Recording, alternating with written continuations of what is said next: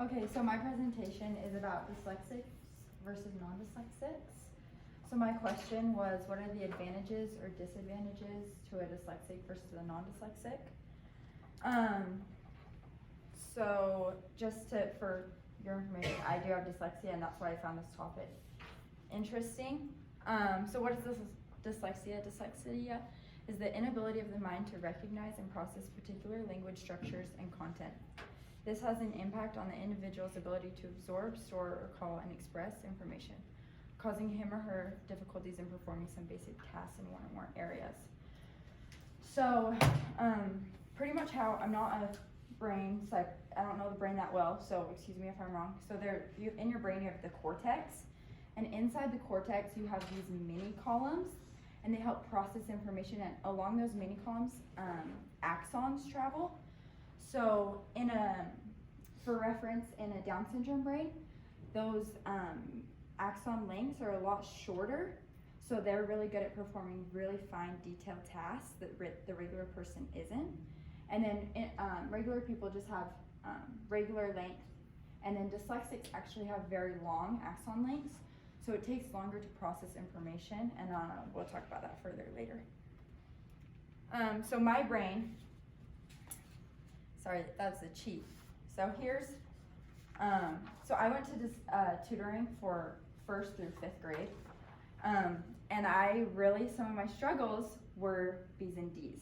So Max, what does this say? So I would read it as dead.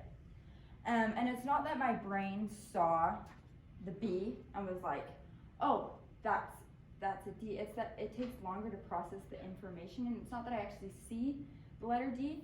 It's dyslexics memorize the shapes of letters, of words and stuff, so they're common to make like differences. They memorize those shapes rather than the actual sound, if that does make sense.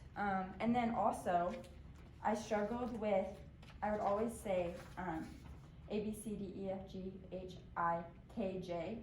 I thought, my name's K, it should go before J. And then I kind of built a habit of saying that.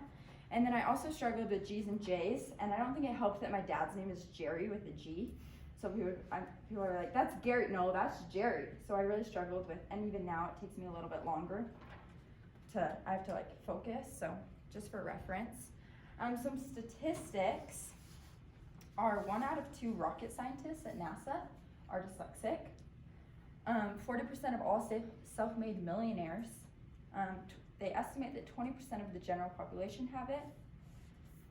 35% of all dyslexics drop out of high school. 60 to 70% of all juvenile delinquents have dyslexia. And then half to 1/3 of all entrepreneurs in the United States are dyslexic. One very important note when I'm talking about this is each dyslexic is different. Just because one dyslexic has one skill doesn't mean that the other will. And these vary on like life experiences and tutoring. So here's the digital image of the brain. So on that far side is just an ordinary reader when they're reading and doing meaning-based tasks. And then here's a poor reader. If you can just see the difference, it's just slightly smaller where that activity is on the brain. And then dyslexics don't have any activity in the left backside of the brain. Some dyslexic advantages are spatial reasoning. Spatial reasoning they're thought to have a 3D perspective, whereas other people think in 2-dimensional.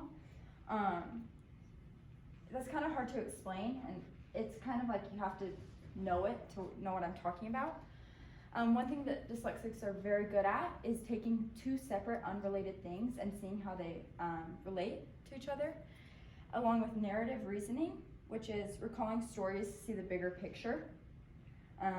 Dynamic reasoning, which is they can predict how past and present events will occur. And then interconnected reasoning is seeing how things connect, relate, and seeing the cause and effect of those things. Some of the disadvantages is phonic decoding.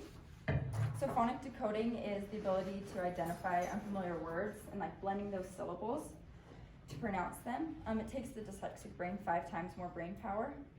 And then the shame or lack of confidence, I have a video that will explain that further. And then close similarities, such as like persecute and persevere, just like because they memorize those shapes.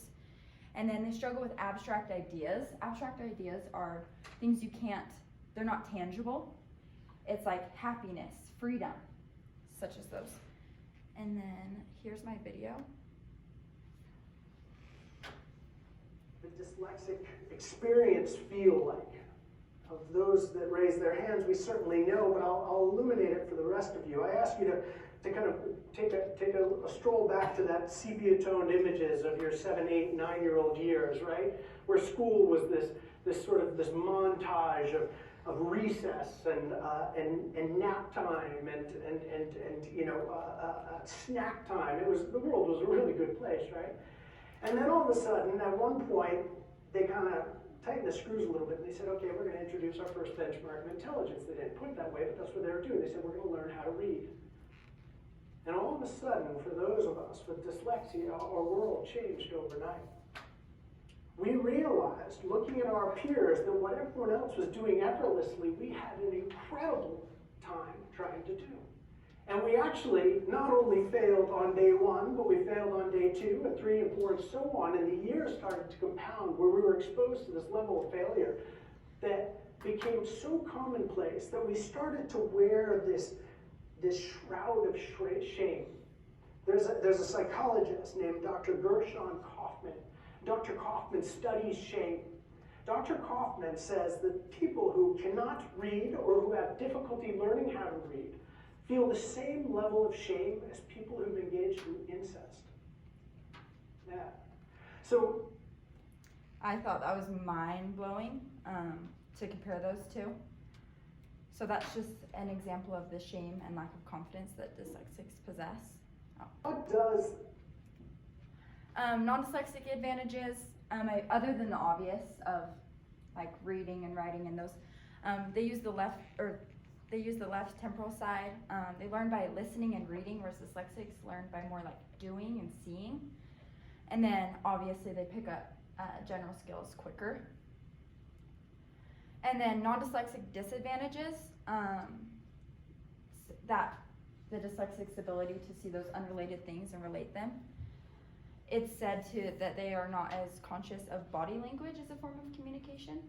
They focus on more verbal, but also that's different if you read the cues of it and you understand body language better.